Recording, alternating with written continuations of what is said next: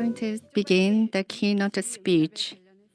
And regarding the keynote speech and the questionnaire, that we are going to have the moderator Imunsu. Once again, I have got the microphone. I'm Imunsu once again. Well, keynote speech is composed of two speakers.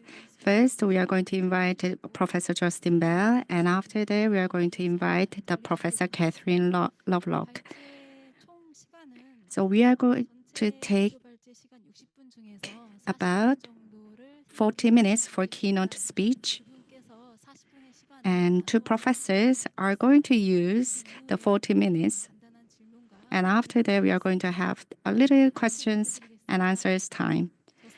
And Professor Justine, please, the floor is yours. Justine, can you, we're actually going to do it in the other order, if that's okay. So I'm going to do the introductory part, and then Justine will talk about the law. So first of all, thank you very much for inviting us to talk to you today, and particularly to the two esteemed organisers and also the Director Generals that opened this session. So thank you very much, and we're very honoured to be able to speak to you today. So I'm going to share my screen, if that's okay. Hang on a minute. Here we go. Share. So our topic today is talking about blue carbon, so some of the biophysical science. And then we're going to go and talk really about how that intersects with the law. Now, we're taking an example from Australia where the Australian government has invested quite a lot in blue carbon. And at the moment, I'm at the International Partnership for Blue Carbon meeting annual dialogue in Cairns. So our agenda is a brief introduction to blue carbon. We're going to talk a bit about accounting for blue carbon in both national inventories and also in the market. We're going to talk about progress on blue carbon in Australia, and then some of the barriers to implementation of blue carbon strategies. Justine is going to talk about that, and then the role of the law in blue carbon in Australia and some of the solutions before we conclude. So blue carbon, initially when the term was first coined in 2009, was really about all of the organic carbon that's bound in the oceans. And it was really to draw attention to the importance of the ocean in a healthy planet. So we need a healthy ocean to have a healthy planet. But then, you know, over fairly quickly, actually, it became synonymous with coastal wetlands. And by that, I mean seagrass, mangroves, and salt marshes. And the reason for this is that these ecosystems have obviously very high carbon stocks in their biomass, in their soils. And importantly, they are manageable, and they had largely been mismanaged, which means there had been a lot of damage and loss globally. So these are intertidal ecosystems. They're on the edge of the ocean and the land, and they are influenced by both land and ocean processes. The reason why these ecosystems are such large carbon sinks is because they're highly productive and they have very low oxygen in their sediments. They're wet, and that means oxygen diffuses very slowly, and that slows decomposition of organic matter and allows accumulation of organic matter as well as sediments over time, leading to these large carbon stocks. Additionally, they're salty, which means their methane emissions, and methane, of course, is a very powerful greenhouse gas. Their methane emissions are low relative to freshwater systems. So one thing we knew quite early on is when you disturb these ecosystems, so this is a picture of me working in Belize with a mangrove that has been cut down, measuring CO2 emissions. So it became very clear that when you degrade these ecosystems, you give rise to emissions to the atmosphere. And when you conserve and restore them, you maintain carbon stocks and accumulate carbon over time. So this can be summarized in this kind of graph. You know, we have intact ecosystems that are basically a CO2 sink. We do management actions that are degrading, for example, impoundment, conversion, and we get CO2 emissions and a decline in the capacity to store carbon in these ecosystems. But if we can turn that around, restore them, if we can do conservation, then we can maintain the CO2 sinks in the planet of these ecosystems. So one thing we've thought a lot about is restoration. And I was involved with Carlos Duarte in a paper in Nature that was sort of an optimistic look at how restoration was increasing, and it was, you know, highly possible, and that we should, you know, get on with it and restore coastal ecosystems for both the climate change mitigation, but also for biodiversity. You know, we're facing the joint crises here, and so restoration of these ecosystems is a way to achieve increases in biodiversity as well as climate change mitigation and adaptation at the same time. And of course, you know, we've also watched some of the most blue carbon rich ecosystems, countries with really strong, really extensive blue carbon ecosystems look towards restoration and their opportunities for restoration. For example, in Indonesia, and there's this paper in Nature, Ecology and Evolution that I think is an example of how you go about trying to work out what your potential might be. But one thing I want to remind you of here, it's really important to remind everybody of this, is that blue carbon is no silver bullet. You know, the extent of blue carbon ecosystems is small. And so they only can result in achieving the goals of reducing CO2 emissions in the atmosphere in a small way.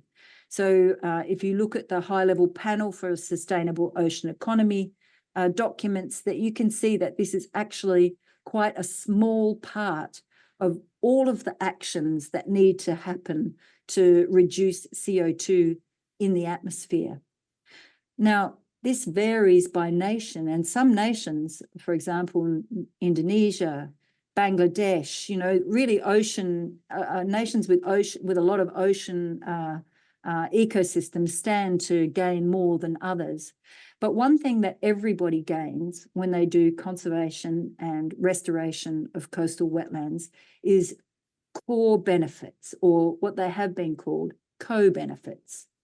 And these include, and I've got, you know, particularly biodiversity. And this is a short movie I have of one of these giant shovel-nosed rays in the mangroves of a system I like to work in. And so, you know, biodiversity is a really important win for doing restoration and conservation of coastal wetlands. You know, some of the others, of course, are coastal protection. And I've got these pictures of something that happened in Australia, in Northern Australia, actually where I am at the moment, late last year when we had a cyclone come across the coast in North Queensland. And you'll notice the first picture on the left is a marina that is empty. And that is because all of the boat owners busily took all of their boats up into the mangrove, because those people know that those ecosystems provide extensive coastal protection. So we see these huge tourist boats taking refuge in a mangrove. And yet this is not a service that is, you know, like counted much in in terms of ecosystem payments. It's a co-benefit, perhaps, of doing a blue carbon project.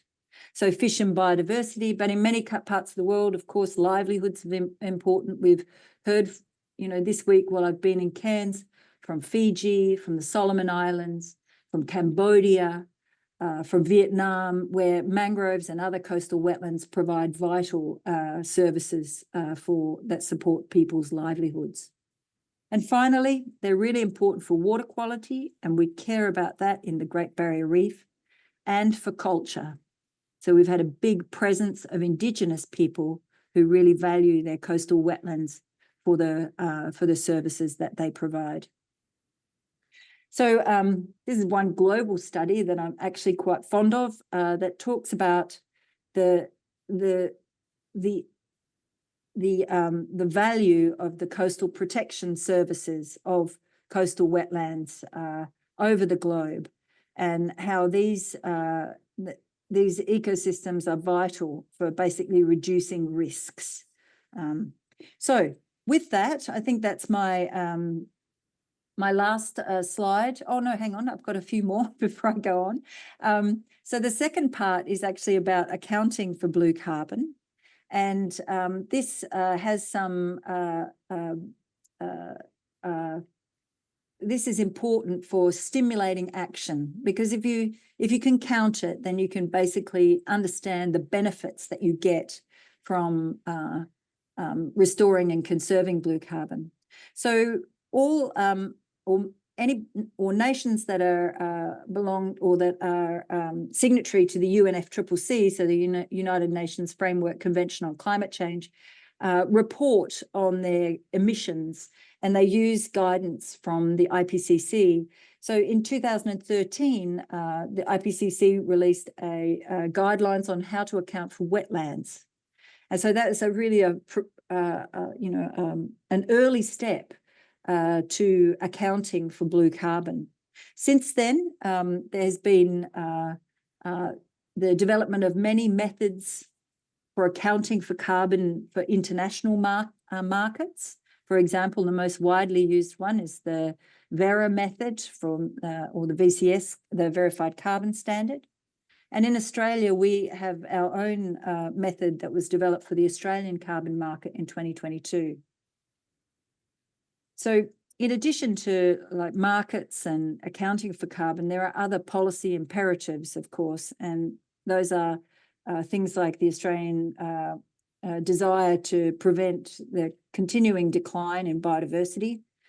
We have the Great Barrier Reef that is declining in condition because of climate change, and coastal wetlands may help to improve water quality. Ramsar and other conventions that Australia is party to that restoring and conserving coastal wetlands meets those objectives. So in Australia, if you look at the progress, we had the IPCC Wetland Supplement, that's the accounting guidelines in 2012. These are the orange boxes. Australia started to include coastal wetlands in their inventory in 2015.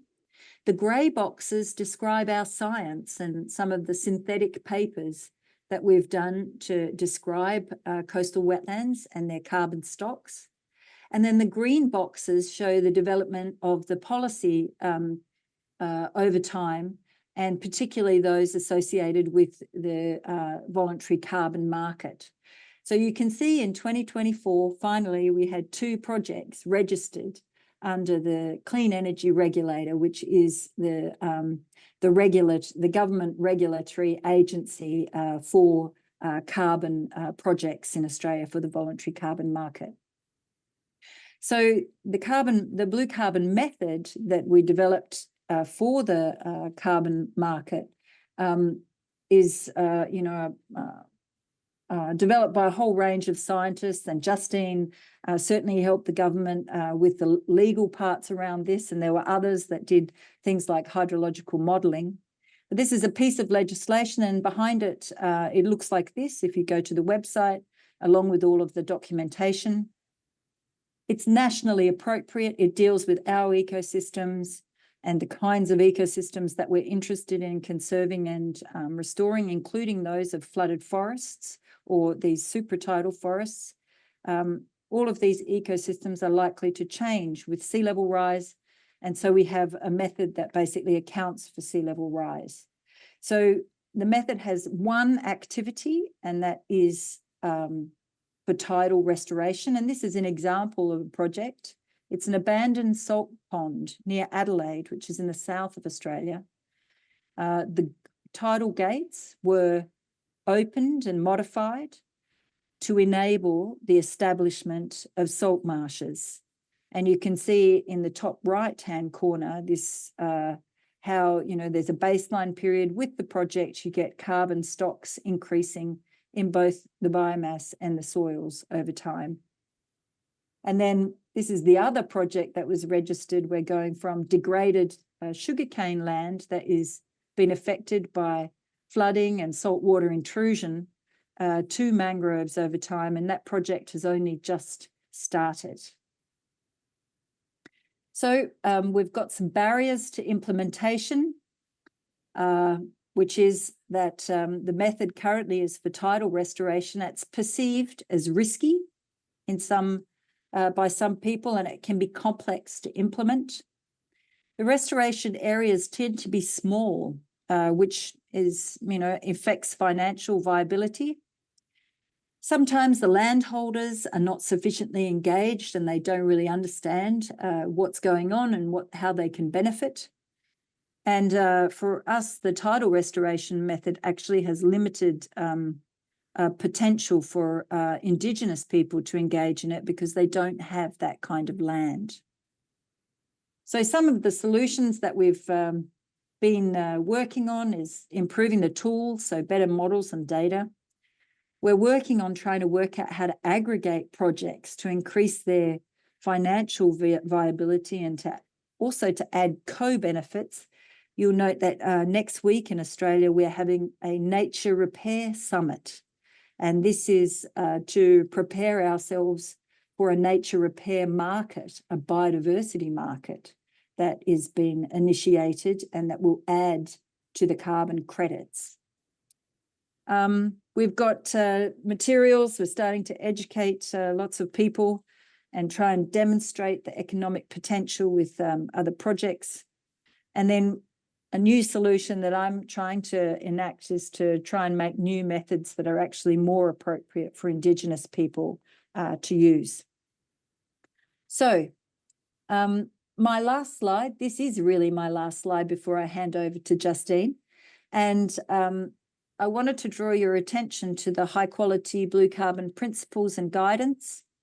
And this basically is taking the learnings of the carbon markets, whether they're for terrestrial or blue carbon, and talking about how to make these so that we don't get perverse outcomes. We don't do things that are inappropriate for either for nature or for people, and that we do projects that are really high quality into the future, because we really do want to learn from carbon markets globally, nature markets, how to do things properly. So I'm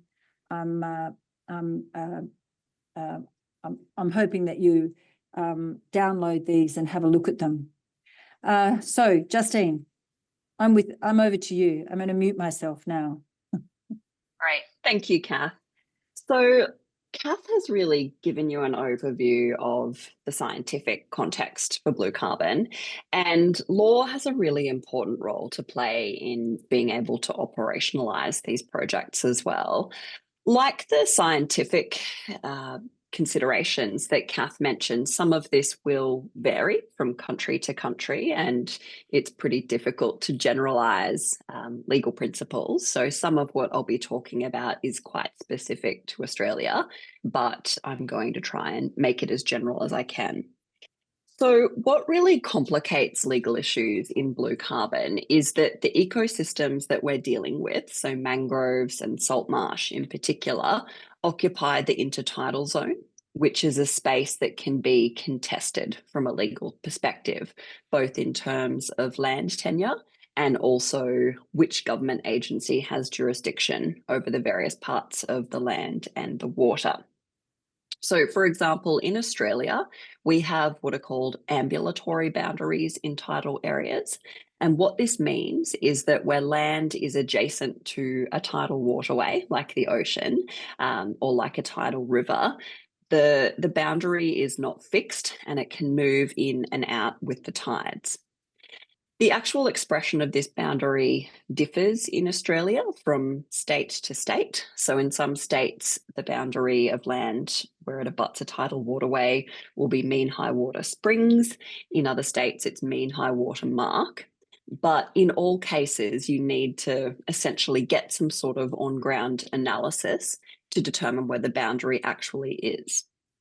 And this gets pretty complicated in blue carbon projects, particularly if you're dealing with the type of project that we have chosen in Australia for our first blue carbon method. And as Kath outlined, that's those measures to reintroduce tidal flow. So either by removing a bund wall, for example, or by opening tidal gates. What you are effectively doing is flooding land. And what that means is that the mean high water mark will change and probably move further inland. So this then raises really complicated legal questions that we still haven't quite resolved in Australia as to where this leaves the land boundary. So does the land boundary change as a result of this blue carbon project? And where will the coastal ecosystems end up? So once that boundary may or may not change, will the coastal ecosystems be on the privately owned side of the land, or will they be on the wet side of the land, which might be owned by a government? If you've got a private landholder as the person who is doing the project, and the wetlands are going to be on the government-owned side of the boundary, then they technically will not have any legal rights over those wetlands and therefore might not have any rights to the carbon and any carbon credits that you can get from that project. So it raises a really important issue because a landholder might not want to do the project if it's unclear whether they will actually have the right to get the carbon credits that come from the project. So this is something that we had to think about in creating the blue carbon method, and I'll talk a little bit about the conclusion that we came to shortly. The other complexity, as I mentioned, in this unique part of the landscape is that certainly in Australia, and I think in some other countries as well, is that you end up with a lot of different government agencies involved in regulating a project, because you might have some agencies that are primarily responsible for land, and you might have others that are primarily responsible for water, and they all, therefore, are involved in regulating a project, which can make it really complicated to get the necessary permissions to be able to do a project.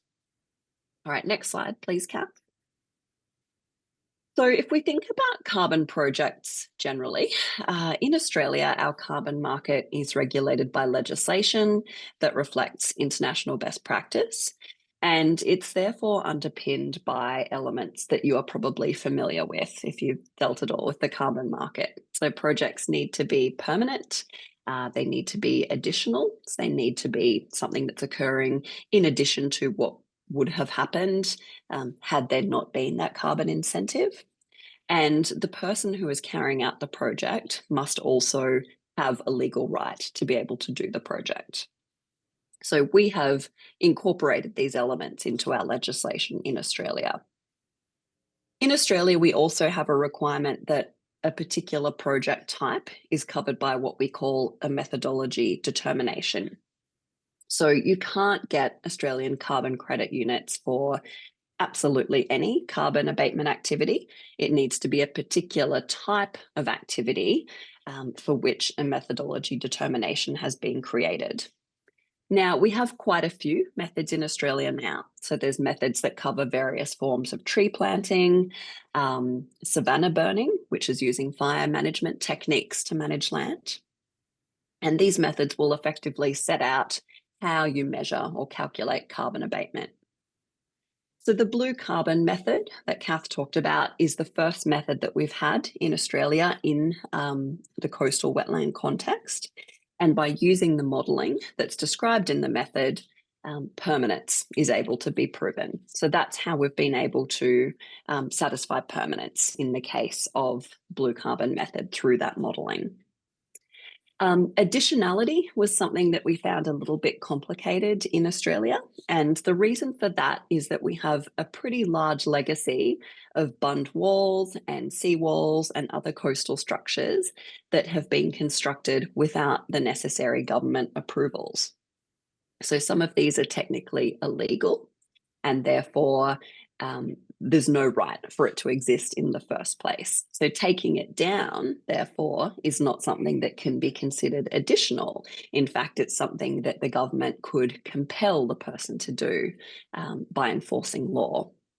So that's something that caused a little bit of difficulty, as we needed to come up with a way that project proponents could either prove that a structure was constructed legally or that it was constructed before approval was needed.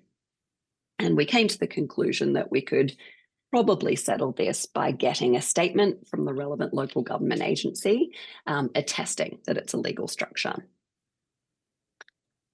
Legal right to carry out the project is something that was a little bit complicated, again, for the reasons that I mentioned before, because of the fact that those projects are in the intertidal zone. And at this point, we don't have legislation or court determinations really telling us where boundaries will end up being in these scenarios.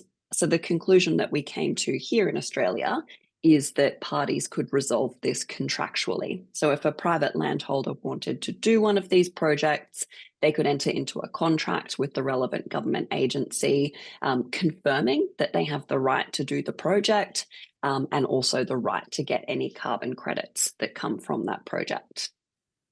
Next slide, please, Kath.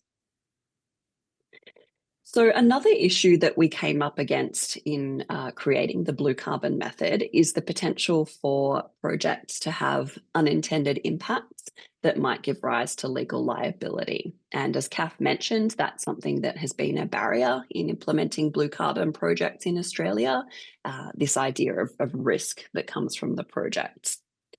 So a big potential risk is impacts on neighbouring landholders. So the picture on the screen here shows a bund wall, which is that little white line there, and the yellow lines denote various parcels of land. And so what you can see from this picture is that the bund wall goes across multiple pieces of land, and the wetlands go across multiple pieces of land. So certainly, depending on how a project is undertaken, there is the potential for flooding to go beyond the boundaries of one parcel of land and flood other parcels of land as well, which the owners of that land might not want. It might, not be a project that they've consented to. So that has been a real complexity in starting to implement the method, and a proponent will need to undertake modelling to try and figure out where water will go if one of these projects is commenced, and either take steps to reduce any hazards to neighbouring landholders or try and get those neighbouring landholders to become part of the project and agree to the flooding. Otherwise, there is the potential for them to be subject to legal proceedings in negligence or in nuisance. So that's been a real complexity. Another possible adverse effect, and something that has been another complexity in Australia, is that in some of these areas where bund walls have been constructed, quite a number of years ago, freshwater wetlands have established behind these bunds that have become environmentally important in their own right. So some of these freshwater wetlands that have established are now home to particular species that are protected under our national environmental law. So this becomes a really tricky situation where a government giving approval for someone to remove a bund wall and bring back that tidal inundation would in effect be giving them approval to destroy the freshwater wetland that has established. And certainly some government departments are really struggling with this. They're really not too sure what the right decision is to make. So there is a real need for there to be some high-level government decisions about what to prioritise in this decision-making. And as an aside, this idea of risk and restoration is one that we're grappling with quite generally in Australia at the moment. So I'm part of a project at the moment where we are interviewing government agencies to try to understand what the risks are that they perceive in a variety of coastal restoration projects. So this includes reintroduction of tidal flow, but also oyster reef restoration. And this is to really figure out what government departments are concerned about so that we can then help them try to manage those risk concerns. And I think the really important missing piece from a lot of decision making here is government departments thinking about what is the risk of doing nothing. And if we don't restore these areas, we'll just have continued loss of really important environmental values. All right, next slide, please, Cav.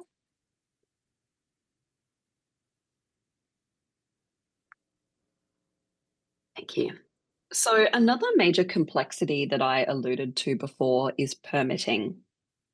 So I've done a lot of work on permitting in Australia and looking at the different sorts of government approvals that people need to get to be able to undertake restoration. And it's really quite a messy situation in Australia at the moment. We don't have dedicated legal processes to follow to get permits to do restoration. There are no dedicated permits to get. There are no particular government agencies to engage with. So proponents have to try to figure out what permits they need to apply for, and decision makers in government agencies need to figure out what permits they need to grant, and nobody really quite knows what they're doing. This leads to inconsistent outcomes. So we've spoken to some groups doing restoration that have told us that sometimes they need to get quite a few permits to do a particular type of project. But other times they apply for those permits and they're told they don't need the permits. So it's very inconsistent how it's applied. It takes a really long time to get the permits because they're not specific to this type of work. This leads to delay. It can be very expensive. Excuse me, both in terms of the cost of getting the permits, but also the time cost involved in people having to write these applications. And this has led people to become very frustrated with the process.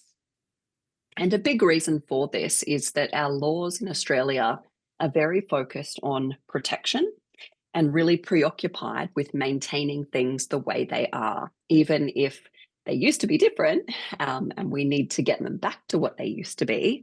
It really preferences the current state of how the environment is. Excuse me.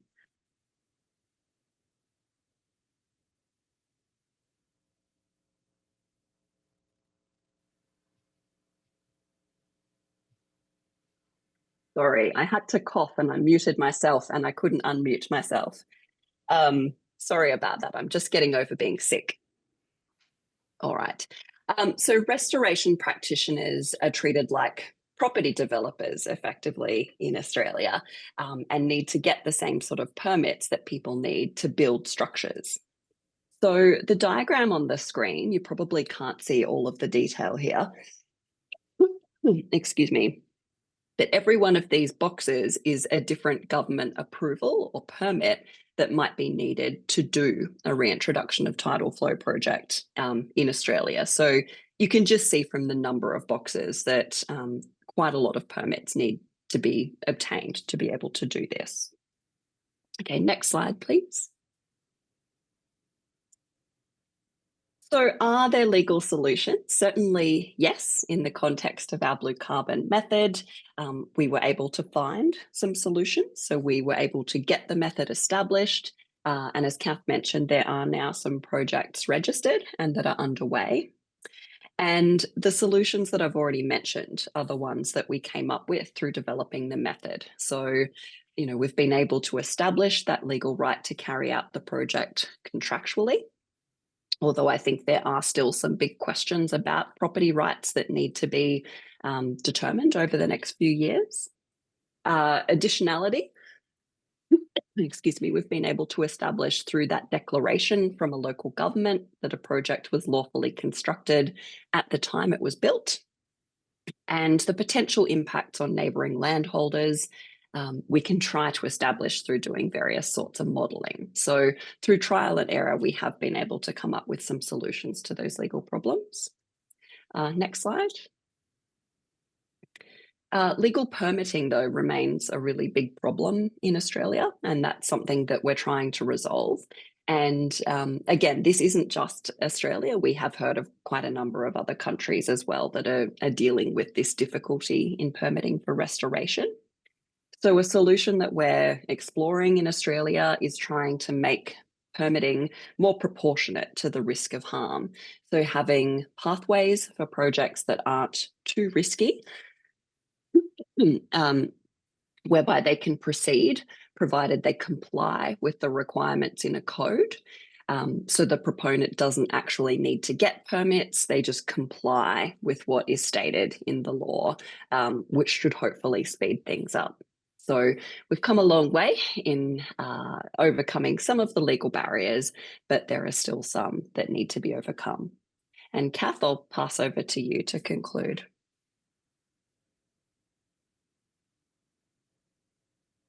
And sorry, you might just need to unmute Kath as well. I'm guessing she is stuck. Okay, I think I've got to unmute. Thank you very much. That's a little bit complicated with two speakers. Just go back to the slides. In conclusion, we hope that that gave you an idea of the kinds of things that we've been doing in Australia for blue carbon. So I suppose in conclusion, we'd say that conservation and restoration of coastal wetlands is a way to meet multiple goals. So to enhance carbon storage, but also to enhance biodiversity, coastal protection and other ecosystem services. That payments for carbon through markets have provided some incentives, but we do have challenges to scale this up, right? So we have 2 projects and really we need 200. There are challenges to changing the land use to restore blue carbon ecosystems that, they're both social and also legal. And Justine has described beautifully the how we've kind of learned through doing these kinds of projects. And I think generally one of our big learnings is how important it is to use really multidisciplinary approaches to devise solutions. So it's really been vital that the engineers talk to the ecologists, talk to the lawyers, talk to the government, so that we have this big sort of like, big movement of goodwill that is needed to achieve these projects, given the complexity of the work that we're trying to achieve.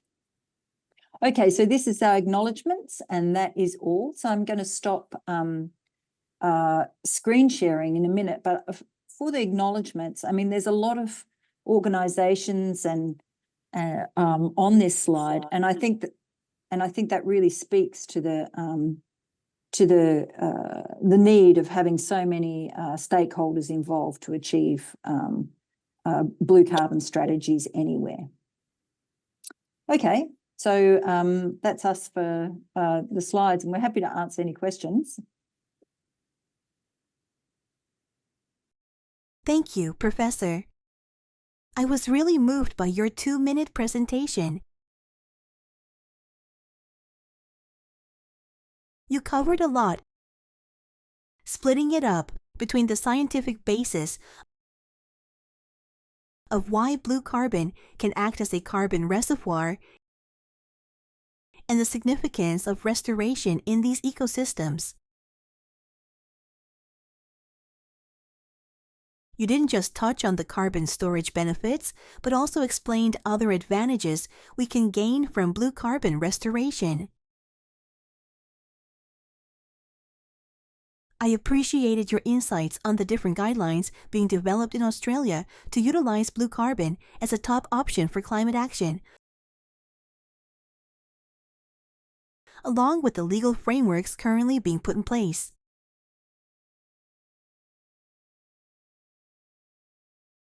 Many of the topics you discussed closely align with challenges we're facing. You also spoke about the potential conflicts and disputes that could arise from managing carbon absorption, as well as the necessary legal considerations for restoration projects. One thing that really resonated with me as the session chair was your focus on establishing legal frameworks for restoration.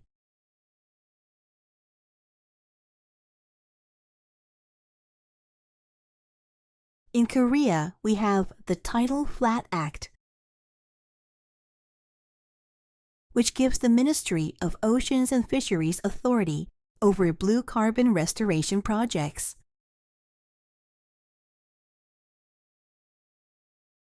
Environmental and climate impact assessments are handled through existing environmental policies, as well as the newer Climate Impact Assessment Program by the Ministry of Environment.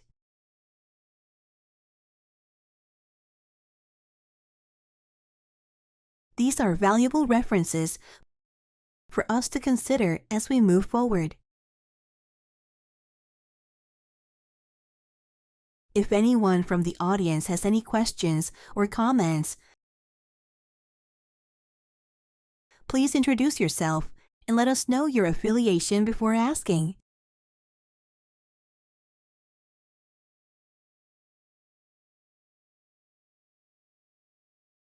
Professor Lovelock and Bell-James. My name is Huncho from the Korea Institute of Ocean Science and Technology. And thank you for your very comprehensive and detailed presentation concerning the blue carbon project itself and the pertaining legal issues that we have to solve together. So briefly introduce myself. I'm majoring in international law, especially the law of the sea and the dispute settlement procedure. So I'd like to ask one very general question from the international legal perspective concerning this blue carbon project.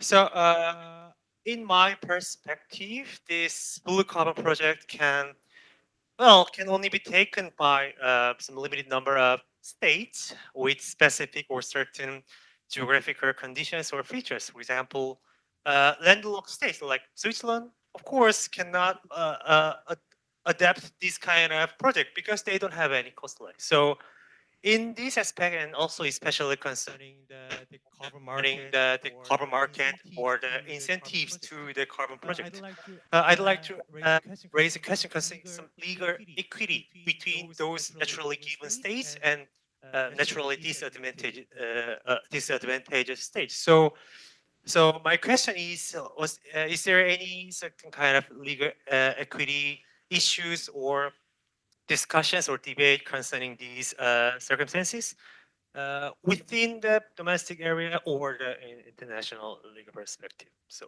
that is all. Thank you. Yeah, that's a really good question, actually, and I certainly haven't heard any discussion about it. The projects that we've been looking at in Australia are all ones that are very, very close to the coast, so very much within our national jurisdiction. So we haven't really gotten into questions of international law in looking at them. But, it is a really valid point from an equity perspective, right? There are only some countries that have coastlines and some that have coastal ecosystems. And there will therefore be countries that just won't be able to participate in that. So I guess there are some questions there. Kath, do you have anything to add to that? Well, I would say that that there has been the possibility to do carbon projects in the terrestrial environment for decades. We've had REDD+ for decades. We've had carbon markets for decades. And there has been no opportunity for coastal nations, and particularly those that have really large, the archipelago nations, to participate in carbon markets at all. So if anything, I see blue carbon as redressing that difference and lack of equity, if you like.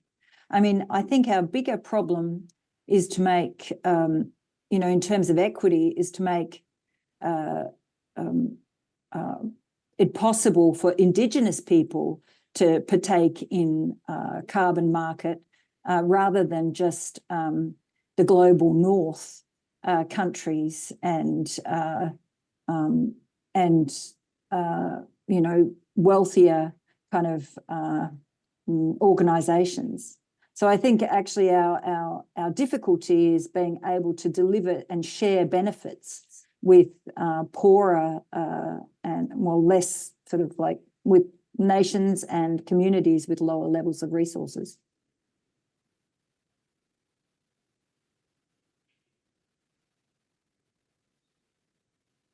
I've actually really add one more thing there is that landlocked countries, you raise Switzerland, for example, they can always invest in blue carbon projects because they can invest in blue carbon projects in the global south if they want to, or even in Norway, where they can probably do seagrass or macroalgal projects as time goes by.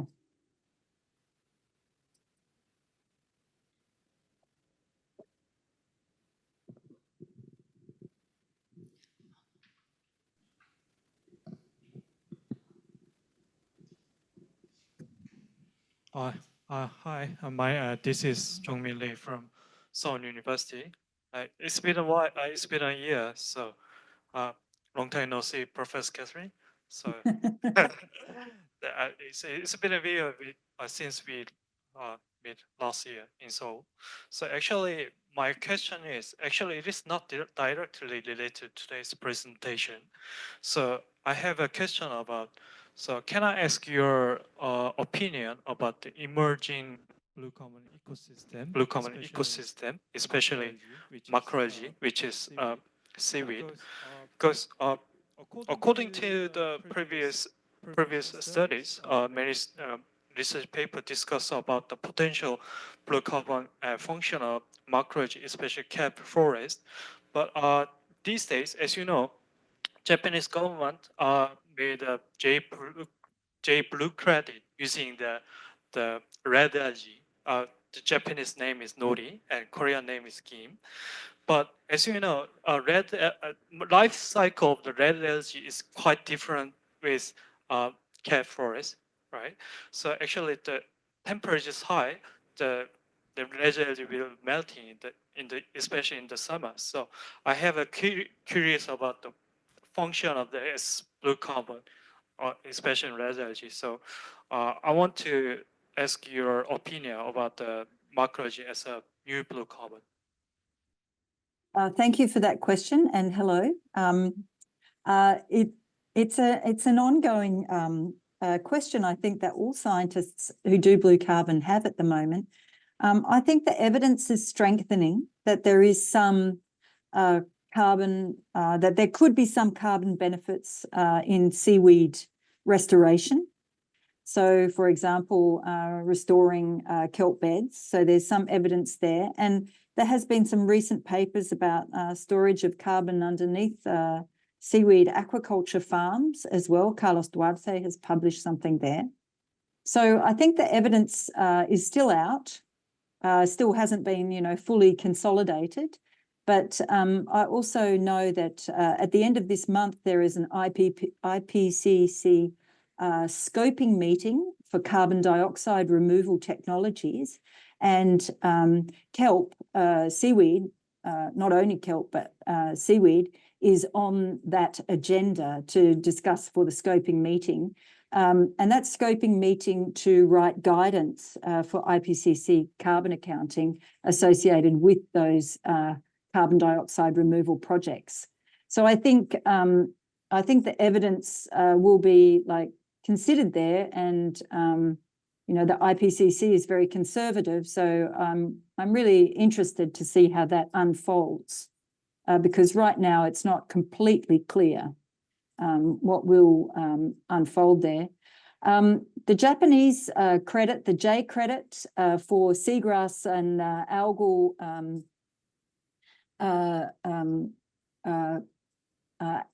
activities, restoration and conservation, is very interesting. And I note that the Japanese credits are also selling for a very high price internally in Japan, some of them up to $500 a tonne. And why I think the Japanese method is very interesting, we heard recently there was a blue carbon meeting in Africa, and we heard from Tomohiro Kawai, who is the architect of that method, and that the intention of those methods and projects are in fact very local, and they are to support local communities and cultural practices in many ways. And the people who buy those credits are also local. And so I just think, like with any method that you develop, and the Australian method is the same, there are trade-offs.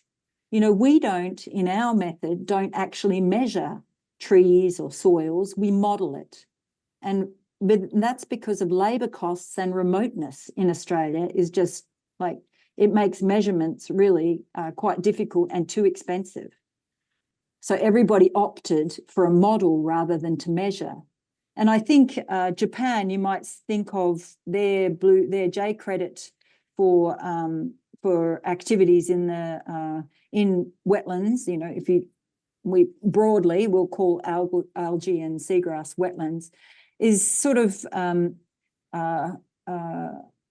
based around a different set of trade-offs, And I think their interest in supporting regional activities in the marine environment, coastal conservation activities in the marine environment, is balanced against the scientific rigorousness, perhaps, of the method.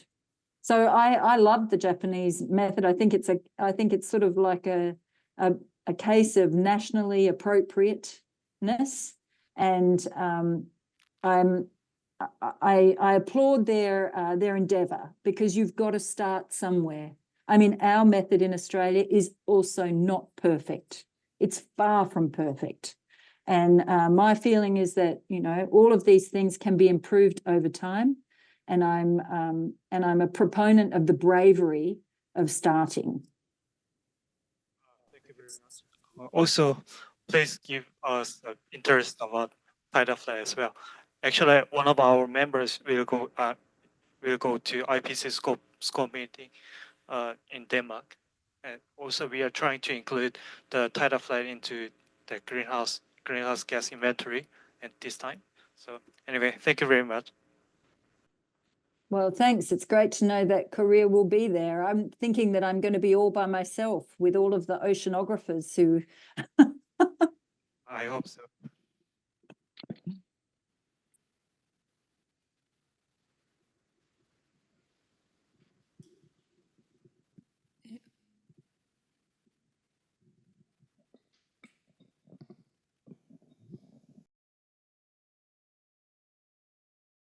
Hello, my name is Yoon Hwan Kim, and I work at the Korea Institute of Ocean Science and Technology.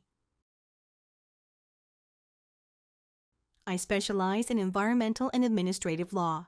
Thank you, professors, for your joint presentation. It was truly inspiring. I look forward to one day collaborating with scientists and experts like you to deliver such impactful presentations. As someone with a background in law, I'd like to ask Professor Justine a question. In your discussion, you touched on the connection between land and marine blue carbon restoration projects. Environmental restoration, especially in natural ecosystems, often involves a significant link to land management. In environmental law, we frequently use the term land attachment to refer to connections like groundwater preservation and the conservation of tidal flats and wetlands, all tied closely to land use. In Korea, for instance, both central and local governments play a crucial role in blue carbon and climate change initiatives. The central government sets the primary direction and framework, while local governments manage and implement projects according to their unique characteristics. You mentioned that in Australia, landowners may sometimes oppose blue carbon restoration projects, and that local governments have a critical role in these efforts. I'm curious to know more about the division of roles between the central and local governments in Australia when it comes to climate-related marine initiatives. How does it differ from Korea, if at all? I'd appreciate any insights you might have on this. Thank you.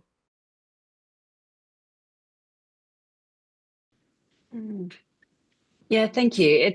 It's a very tricky issue, isn't it? Because we're dealing with a part of the landscape where lots of different government agencies are involved, and there's also lots of different community interests. And certainly in Australia, historically, a lot of people haven't liked mangroves, for instance. They have liked to clear mangroves so that they can get a nice view to the ocean, or easier access to the ocean for fishing and boating. So it's a really difficult area to work in for that reason, because there are so many different interests involved.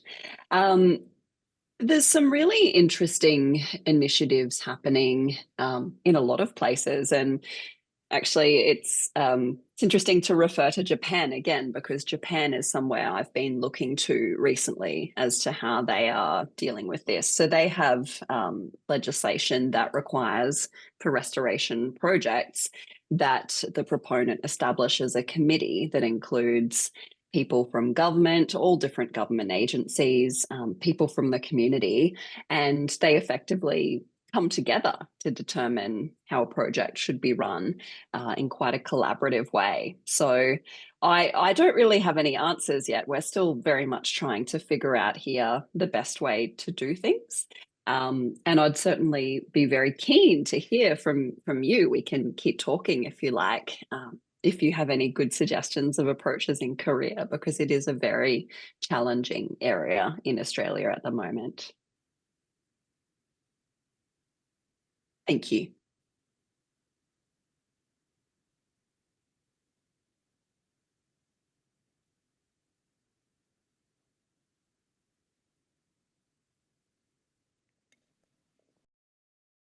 Hello, I'm Sun-Mi Lim from the Korea Legislation Research Institute. I'm currently researching the legal challenges associated with expanding blue carbon initiatives in Korea. I'd like to ask a question regarding Australia's legal discussions on this topic. Professor Justine, you mentioned that there are various legal limitations in implementing blue carbon projects, including issues with community engagement and regulatory constraints. I'm curious to know what legislative discussions are underway in Australia to address these challenges.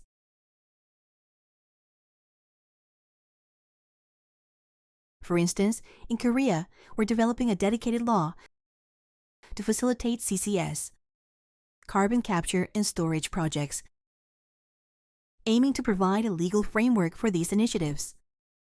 Is there a similar legislative move in Australia to create an independent law governing blue carbon projects? If not, what are the reasons or limitations hindering such legislation? I'd appreciate any insights you can share on this matter. Thank you. Yeah, good question. Thank you. There's a lot of work going on at the moment in relation to permitting. So a lot of state governments have established committees where the different government agencies are getting together to try and figure out the best way to be able to have permits for these sorts of projects. In terms of boundaries and tenure, I think that is an issue that we really need to be looking at more carefully. I know that the New Zealand government is looking at this at the moment, and I think that's something that we really in the next few years will need to start getting some sort of committee involved to look at in Australia, because it's problematic. But thank you.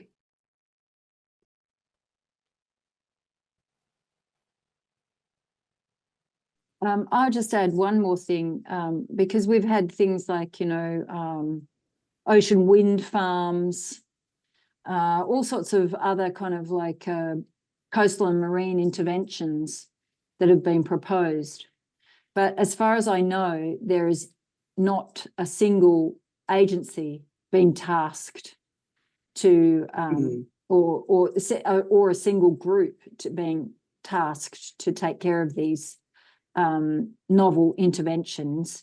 The Department of Climate Change, Environment, Energy and Water is a very huge department, and they a Commonwealth, so the national government is investing in some research in that space, but it's pretty limited, isn't it, at this stage, Justine?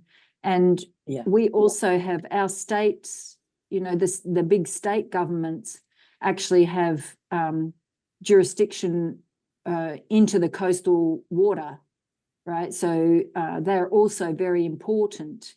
And sometimes it's a mixture of whether the state or the Commonwealth government is responsible. And and I think there's probably going to be quite a lot of discussions among the states and the federal government in that space.